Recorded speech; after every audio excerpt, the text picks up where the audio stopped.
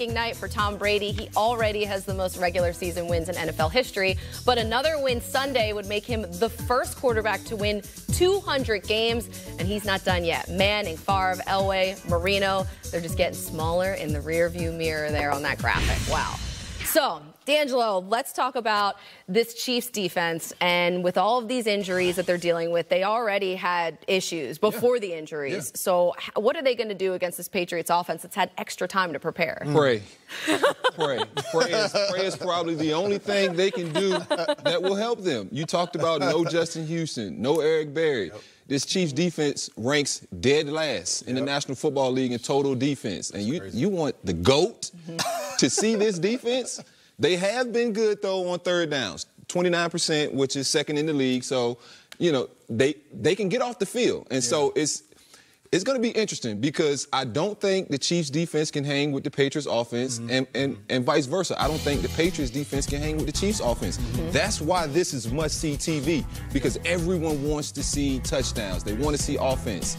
In this game, we're going to see nothing but offense unless somebody says, you know what, let's go make a play on defense. And so the Chiefs have been able to get the ball, you know, in takeaways, but they don't do it consistently. Yeah. And so, you know, it's going to be a struggle. And I can't wait just to watch these two high-powered offenses go at each other. Yeah, they did force 5 turnovers last week, but they allowed 406. They're allowing 462 yards per game, and they gave up 502 yards to Kansas City last week. But see, our coach will tell you, let them get all the yards. Just get the ball. Yeah. And so bend but don't break. But I know Tom Brady, he'll bend you till you break. So you talked about no Justin Houston down. May miss actually a couple of games with that hamstring injury. Listing him as doubtful here, but there was never really a chance that he was going to play. Berry is the other one, Eric Berry, that you mentioned, because I go back to week 1 last year. Roll me that footage of him on Rob Gronkowski, because what do you have to do if you're going up against the Patriots? You got to pressure Brady. That's Houston. And then you've got, now look at this. I love this, because he just got away with so much in this game. I mean, he was grabbing and but he just, that's you know what? Supposed to do. No flag, no foul, right? Yeah, you know what I mean? And he really did a nice job that night. This, of course, is the game where he tore his Achilles, which was unfortunate, but that's how they helped. He did help keep this entire play. Look at Gronk. Well, he's grabbing me. He's grabbing me. He's grabbing me. You know what? Do what you got to do. And he did a great job. So they're not going to have that this game here. Yeah, and you just talked about not having Justin Houston, not having Eric Berry. That's a lot of production on that defense at a crucial time going up against a team like we just talked about that can score a ton of points. I wouldn't be surprised if we saw the Patriots start the game off in up-tempo, because they know what they're up against on the other side of football. They know that the Kansas City Chiefs can score a lot of points, and they can score a lot of points very quick. So on top of that, they have Edelman back as well, which gives them another added dimension to that offense. First of all, Edelman is one of my favorite slot receivers to watch in the game right now, because the dude just consistently puts defenders on skates. He's like a third-down machine, too. Consistently, exactly. He's a third-down machine.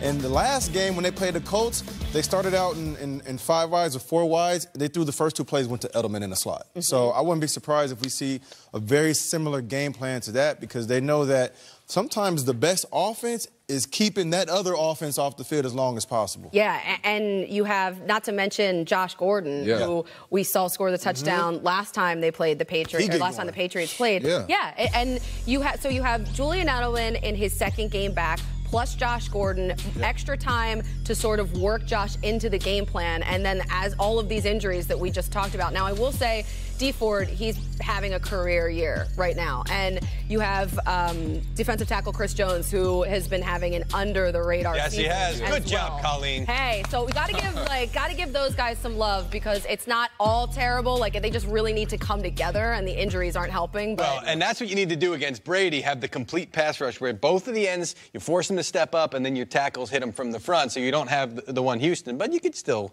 get that pressure from D Ford, who you love, by the way. I do. I love these. We're going to have an entire, like, Colleen Loves team by the end of the year. Baker Mayfield That'll be my as the starting quarterback. And speaking of Baker, he is one of our names and numbers coming up here. D'Angelo, here's how it works. It's very complicated. We'll run through some big names and tell you who will have the bigger numbers, hence names and numbers. That's the first it. one, though, is not for you. It's for Reggie Bush.